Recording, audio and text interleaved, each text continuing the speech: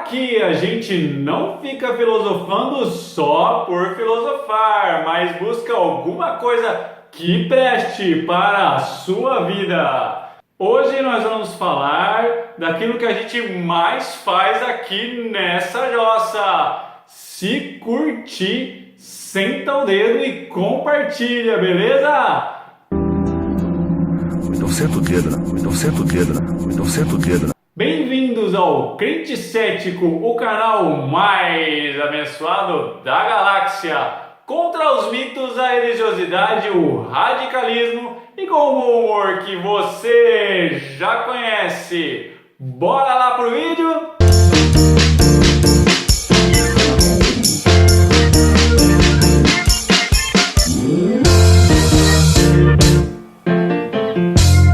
O termo filosofia foi definido por Pitágoras, o qual viveu no século V a.C.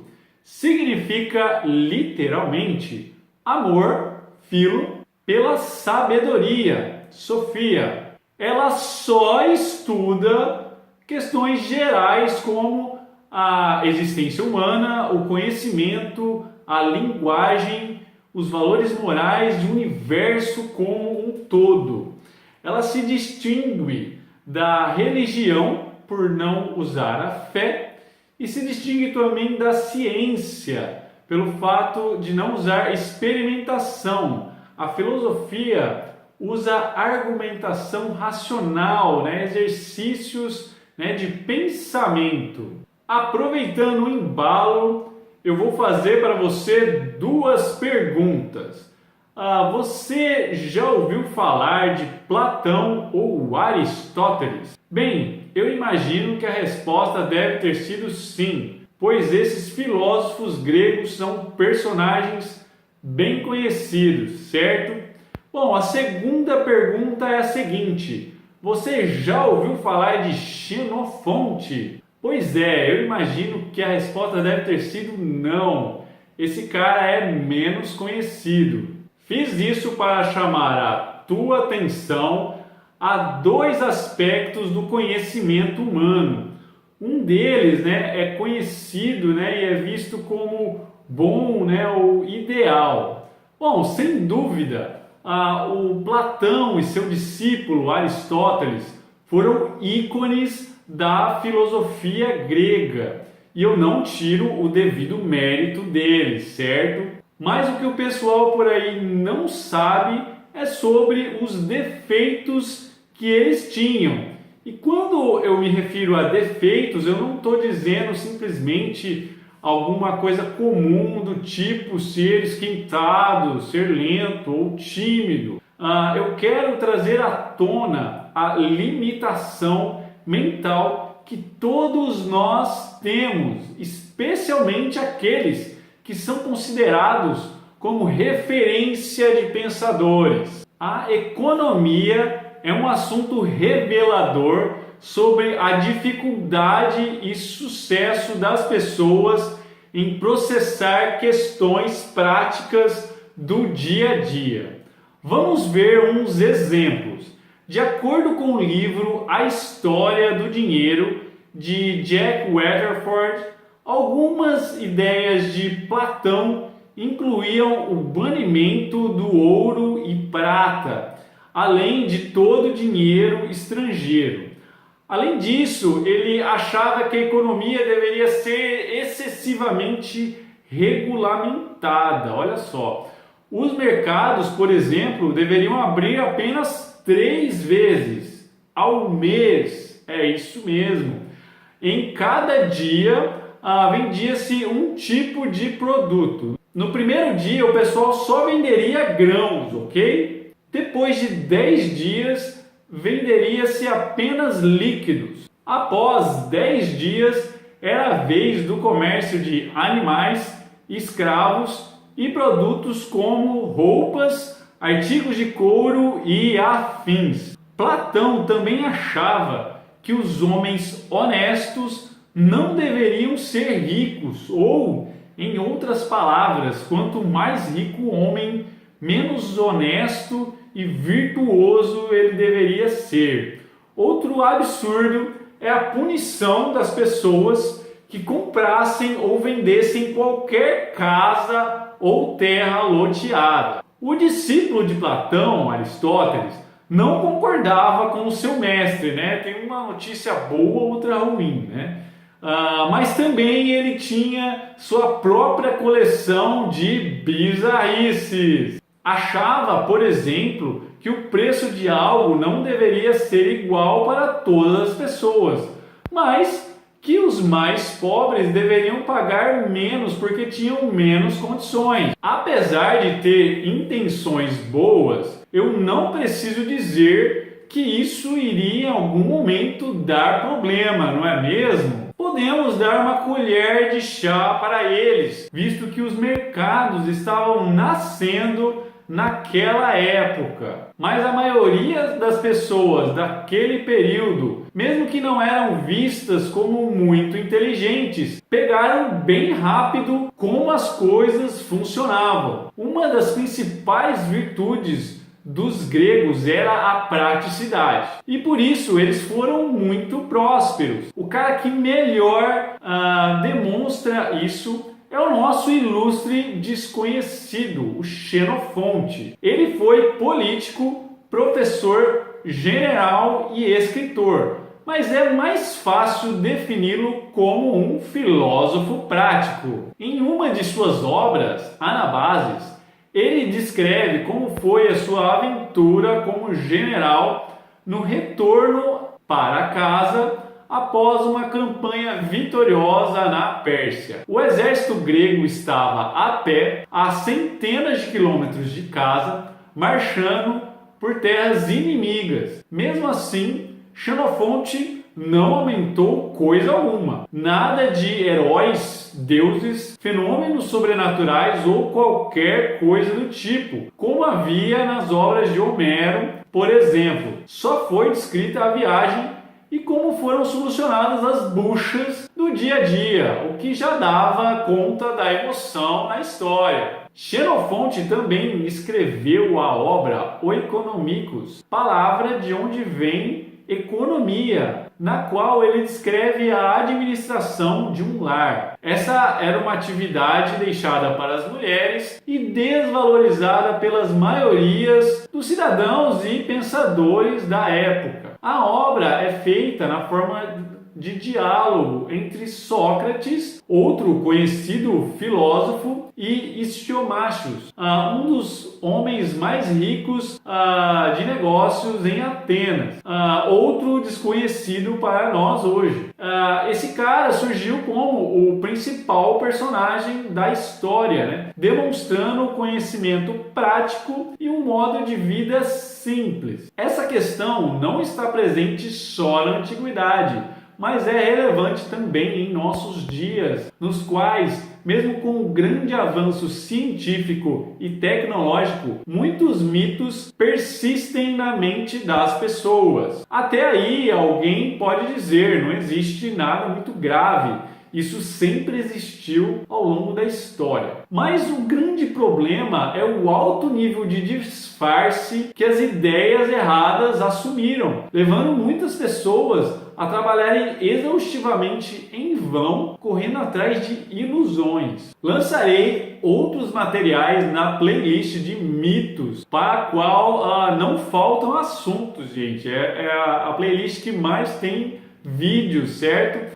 Porque a humanidade tem uma enorme tendência ao erro, não é mesmo? Um exemplo gritante da ignorância nos mais altos níveis acadêmicos é a fama do socialismo, não apenas nos séculos 19 e 20, mas também hoje em dia, na forma do socialismo fabiano, o qual consiste no aumento do Estado e passa desapercebido até aqueles vistos como mais bem informados. Se você perguntar mesmo para uma pessoa vista como inteligente, é possível que ela não saiba o que é o socialismo fabiano, mesmo que nós estejamos vivendo ele hoje e por onde a gente passa, a gente se depara com esse negócio, certo? O que eu quero dizer no final das contas é o seguinte: assim como eu disse no vídeo sobre vieses cognitivos, dá uma olhada lá, ele tá bem legal. Mesmo as pessoas com boa formação acadêmica são sujeitas aos mesmos erros mentais de todos os outros. E isso pode parecer algo sem importância, mas não é. O orgulho acadêmico traz consequências muito danosas para a sociedade. Valoriza-se extremamente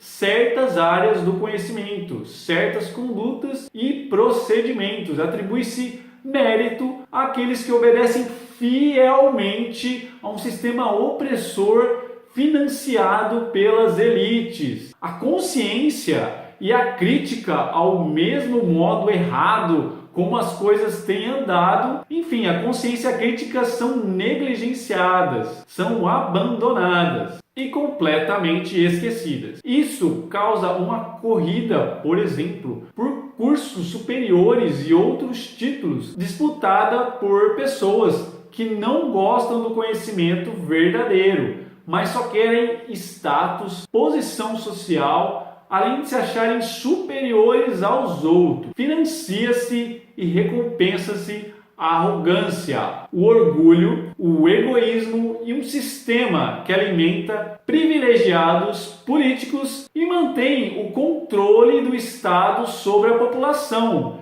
sem retorno benéfico substancial para a sociedade de fato. Esse quadro fica evidente se refletirmos sobre algumas coisas. Você já viu que as coisas mais gostosas da vida são gratuitas ou têm um baixo custo? Já ficou sabendo sobre pessoas que enriquecem mesmo sem grande formação acadêmica? Já refletiu que o desejo da maioria das pessoas que buscam por formação superior é, no final das contas, ganharem dinheiro, né? E será que não existem outras formas de ganhar dinheiro, né? Mais diretas, né? Ninguém gosta de admitir, mas muitos odeiam o conhecimento. Mas será que ele é tão ruim assim?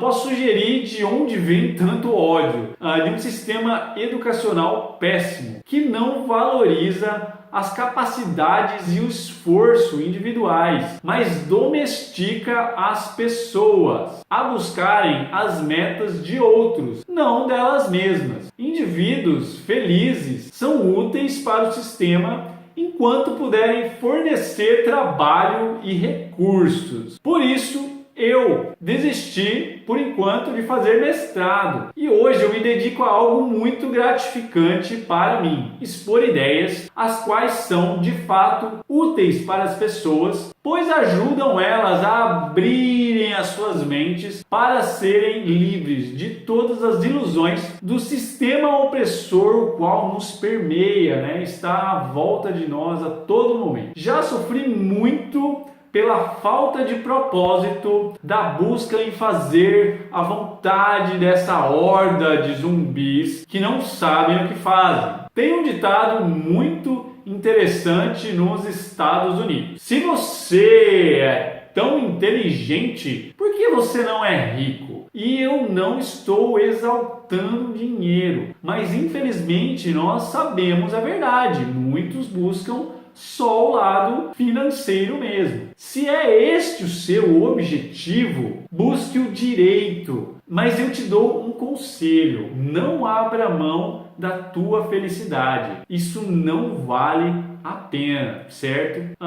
Isso é filosofia prática. Pensar com os pés no chão, sempre verificando o que funciona ou não na vida. Se estamos alcançando as nossas metas ou não, se elas devem ser mudadas ou não. Este conceito vai contra o sistema acadêmico estabelecido. Lá não é, de forma alguma, nem de longe, o único lugar onde devemos buscar o conhecimento. Não acredite na mídia e o que todos andam dizendo por aí. Ao ouvir algo, faça o teste, vê se faz sentido. Tome cuidado com os sentimentos. Eles nos confundem muitas vezes. E o sistema se aproveita disso para nos controlar, distrair e explorar, nos colocando muitas vezes uns contra os outros. Creia em Deus e peça ajuda a Ele. Tenha o desejo de fazer as coisas direito e se esforce para isso. Livre-se da religiosidade, pois Deus não quer sacrifícios, mas sua vontade é que sejamos felizes admitindo a verdade, que Ele é o nosso único Salvador e ajudador. Concluindo, a filosofia prática implica em não endeusar sistemas como acadêmico, midiático, político e religioso, além de não acreditar automaticamente no que a maioria diz. Isso porque as pessoas caem muito facilmente nas ilusões propagadas pelas elites. Como diz na primeira carta de Paulo aos Tessalonicenses, capítulo 5 e versículo 21. Examinai tudo,